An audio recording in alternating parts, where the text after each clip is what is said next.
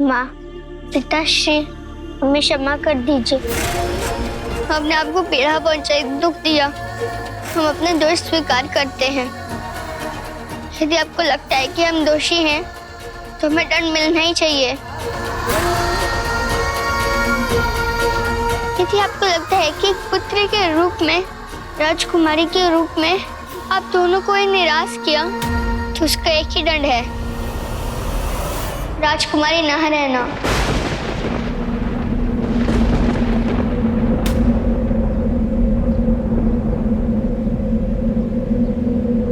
कदाचित हमें सब कुछ त्याग कर चले जाना चाहिए।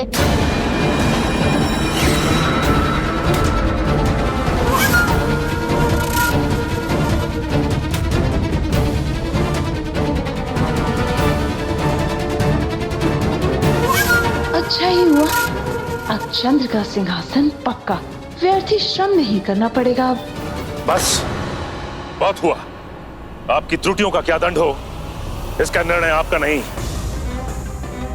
एक पुत्री को दंड देने का अधिकार माता पिता का होता है, किंतु राजकुमारी को दंड देने का अधिकार मात्र एक व्यक्ति को है, श्रीपुरम नरेश को।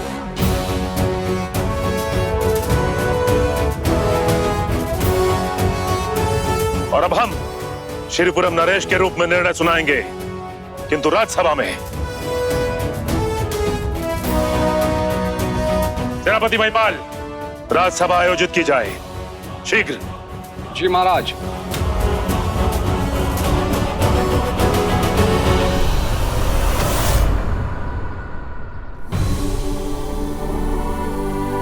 माँ वैष्णो देवी की लीलाएं हम तीनों देवियों को भी अचंभित कर देती है। आपने सत्य कहा देवी। अब हमें देखिए, हमें भूत, भविष्य, वर्तमान सबका ज्ञान रहता है, किंतु वैष्णवी की लीलाओं का ज्ञान तो हमें भी नहीं रहता। यही तो महिमा है नारायण, मां वैष्णो देवी की।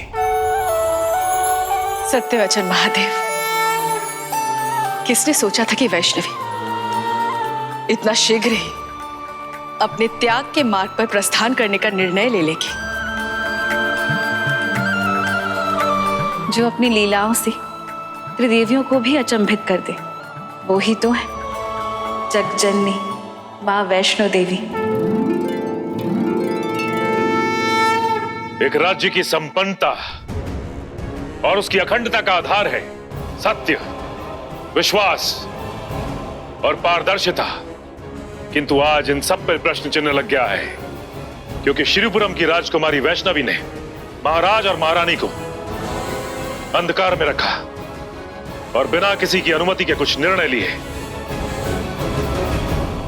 इसलिए हम श्रीपुरम की राजकुमारी को राज्य का दोषी मानते हैं।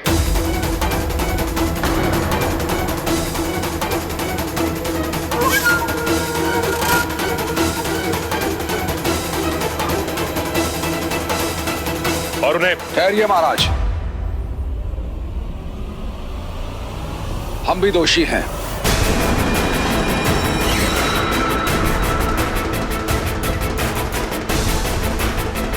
यदि राजकुमारी ने दोष किया है तो दोष हमारा भी है। यदि आप राजकुमारी को दंडित करते हैं तो हम भी उसमें भागीदार हैं।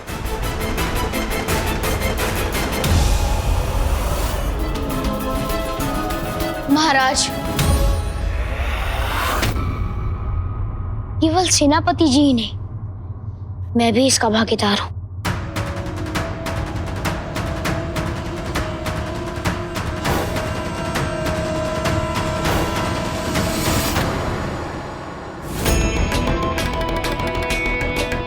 मैं भी दोषी हूं। चंद्र, क्या बके जा रहे हो? महाराज, चंद्र की किसी भी बात को गंभीरता से मत लीजिएगा, ये तो कुछ भी बोलता है। नहीं माँ, ये सत्य है।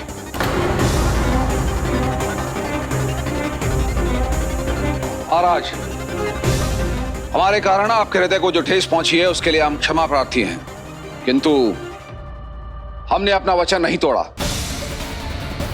हमने हर परिस्थिति में राजकुमारी जी की सुरक्षा की है।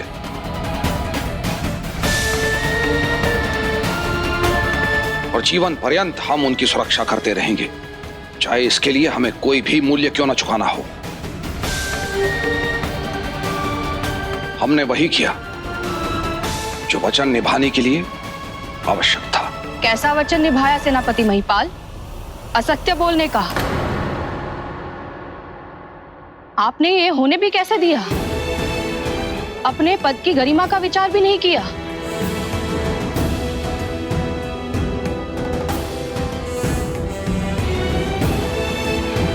क्यों किया आपने ऐसा? श्रीपुरम की महारानी को उत्तर चाहिए सेनापति महिपाल। उत्तर दीजिए। महारानी, हमने राजकुमारी में वो देखा है जो आप सब लोगों ने नहीं देखा।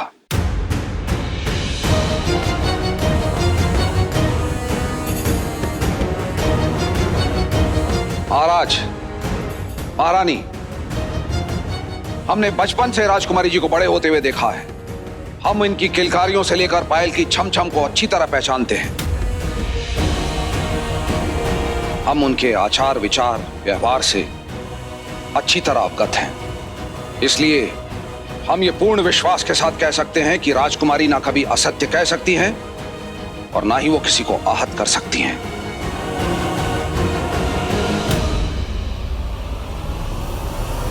हाँ,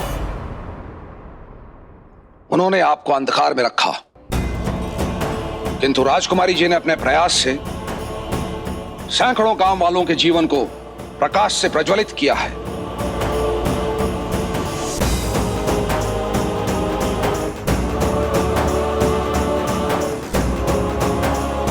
बिना अनुमति बोलने के लिए क्षमा चाहते हैं महाराज। हमें ज्ञात नहीं कि यह राजकुमारी है या त्रिकुट पर्वत की एक साधारण कन्या, किंतु हमें यह अवश्य ज्ञात है कि यह मेरी माता रानी है।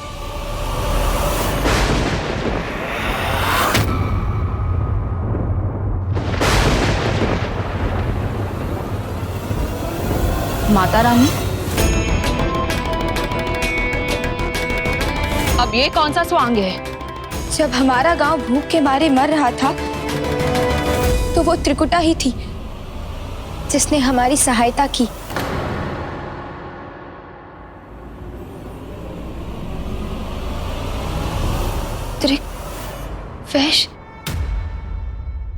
राजकुमारी वैष्णवी, मुझे आज ज्ञात हुआ कि आपने जो कुछ भी किया वो अपने पिता के मान और सम्मान के लिए किया है। और ये सब देखकर मेरे मन में आपके प्रति और भी सम्मान बढ़ गया है।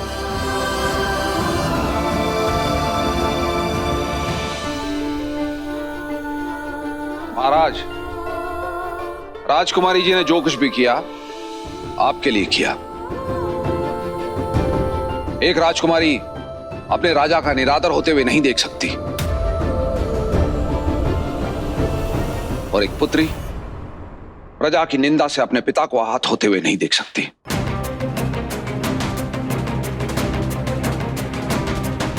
इसीलिए राजकुमारी ने भंडारे के बारे में सोचा और हमने उसकी व्यवस्था की।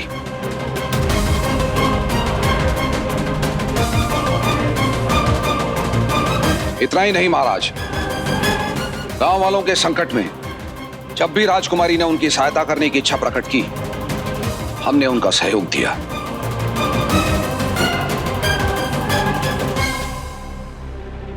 किंतु यही मेरी माता रानी है।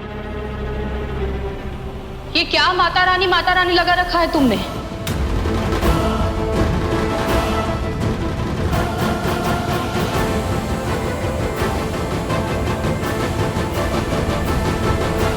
क्षमा चाहेंगे महारानी। हमें ज्ञात है कि हमारी बातों पर आप सभी को विश्वास नहीं होगा, किंतु सत्य यही है। मुझे एक रात्रि स्वप्न आया कि हमारे गांव में कुछ अत्यधिक बुरा घटित होने वाला है और मैंने त्रिकुटा से सहायता मांगी। और वो हमारी सहायता के लिए चली आई। एक ही नहीं, 10 रातों तक।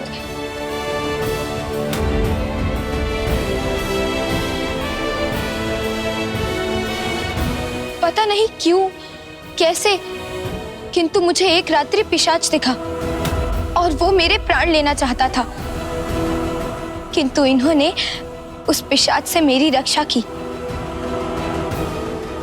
मात्र मेरी ही नहीं, हमारे संपूर्ण गांव की रक्षा की।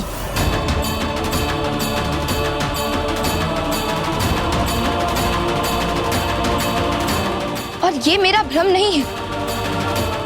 मेरे लिए वो पिशाच उतना ही सत्य है जितना उन दियों का आकाश में उड़ना, जिसके साक्षी आप सभी हैं।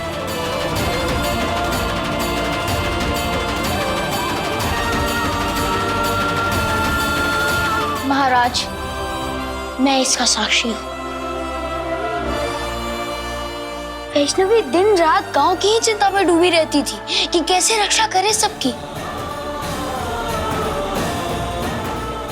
मैं छोटा हूँ, किंतु एक बात जानता हूँ कि वैष्णवी ने जो भी किया निस्वार्थ भाव से किया। वे सबकी सहायता करती है, उनकी सुख सुविधा और सुरक्षा और उन्हें सुखी रखती है। सदैव दूसरों की चिंता करती है। यदि आज आप वैष्णवी को दंड देंगे तो मुझे भी वही दंड दीजिएगा।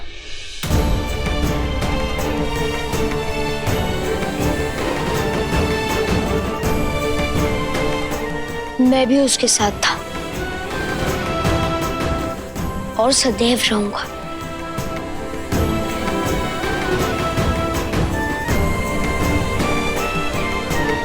वैष्णवी, यदि आज तुम महल भी छोड़ोगी तो मैं भी तुम्हारे साथ चलूंगा।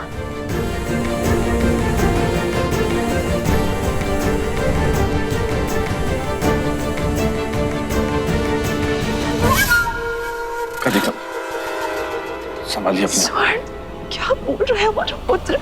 हमें विश्वास ही नहीं हो रहा। चंद्र, संभालिए कनिका, कुछ नहीं होगा चंद्रमा।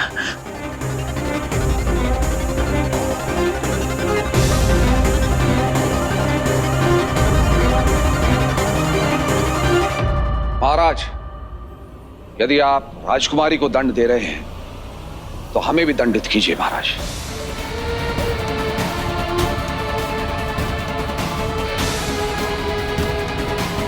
महाराज, राजकुमारी जी ने जो कुछ भी किया हम सबकी भलाई के लिए किया। इसीलिए अगर आज आप जो भी दंड इन्हें देंगे वही दंड आप हमें दीजिए।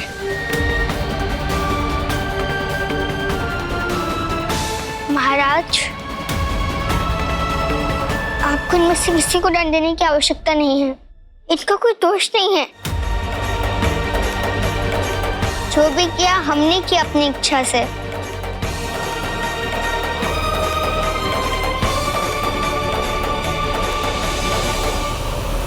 गुरु माँ कहती है कि जीवन के चक्र के साथ चलना चाहिए।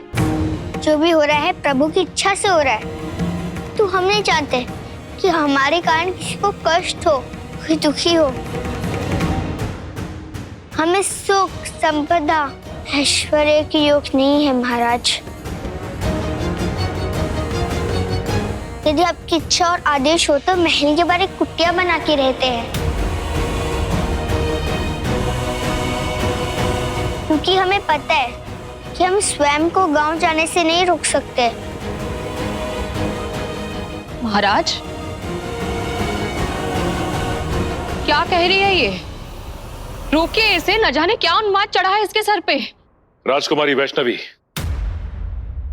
यदि आप अपने मन में त्याग का विचार बना चुकी हैं, तो हम भी एक निर्णय पर पहुंचे हैं।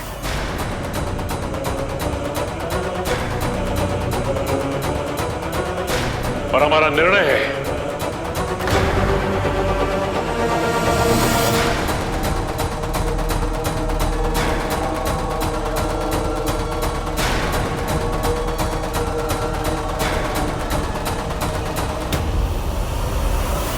सब मंगल होगा, सब मंगल होगा। हाँ देवी, किंतु इतना व्याकुल मत होइए। जहां माता वैष्णो देवी होती हैं, वहां सब मंगल ही होता है। श्रीपुरम नरेश में हमें पूर्ण विश्वास है कि वो कोई भी अनुपयुक्त निर्णय नहीं लेंगे। राजकुमारी वैष्णवी ने श्रीपुरम के महाराज का मस्तक गर्व से ऊंचा कर दिया है।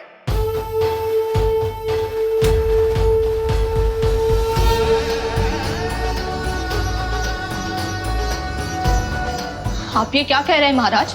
इससे तो इसे और बढ़ावा मिलेगा। महारानी, आज जो कार्य राजकुमारी वैष्णवी ने किया है, यदि कोई और करता तो हम उसे पुरस्कृत करते, सम्मानित करते, किंतु एक राजकुमारी से यह अपेक्षा नहीं की जाती। इसलिए हम उसके माता पिता उससे रुष्ट हैं, परंतु एक राजा नहीं, क्योंकि उसका हृदय न्याय करते समय विचलित नहीं होता, वो पक्षपात नहीं करता, और जो न्याय संगत है उसी को चुनता है। तो राजकुमारी वैष्णवी को उनके इच्छा के अनुरूप कार्य करने की स्वतंत्रता देते हैं।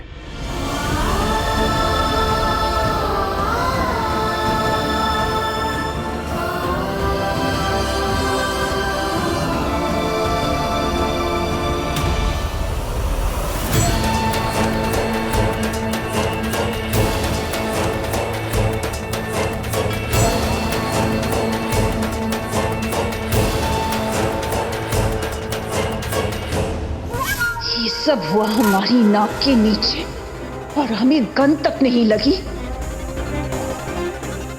चंद्र, तुमने अपनी मां के साथ ऐसा करने का साहस भी कैसे किया?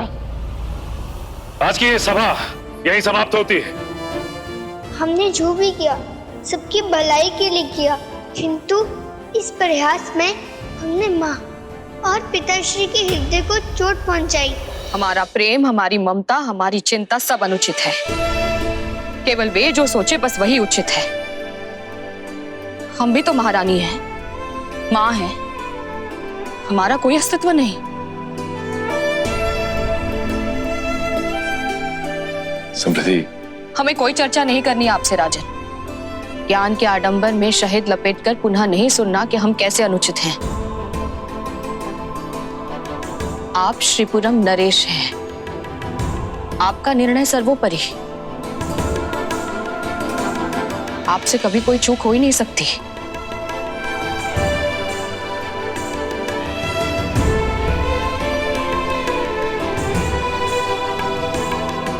ये रख लो, श्वेत कमल का डंठल है, अपने महल के सरोवर में लगा देना। जिस दिन आंगन में ये कमल खिलेगा, उसी दिन राजा को अपने संतान की किलकारियां सुनाई देगी।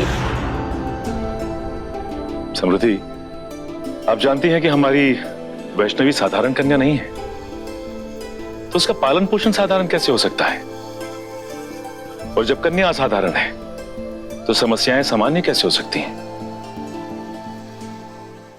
इस कमल को देख रही हैं आप? इस सुंदर कमल का जीवन बाकी पुष्पों की तरह नहीं है, और हमारी पुत्री वैष्णवी भी इस कमल की भांति है।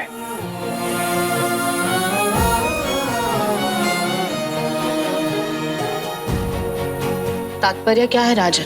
कीचड़ से भरे सरोवर में खिलता है कमल। सरोवर की गहराई में, पत्थरों के मध्य इसका डंठल रोपा जाता है, और खिलने से पूर्व इसे कई संकटों का सामना करना पड़ता है, किंतु ये अपने ध्येय से नहीं डिगता, डटा रहता है, और एक दिन कमल बनकर खिलता है।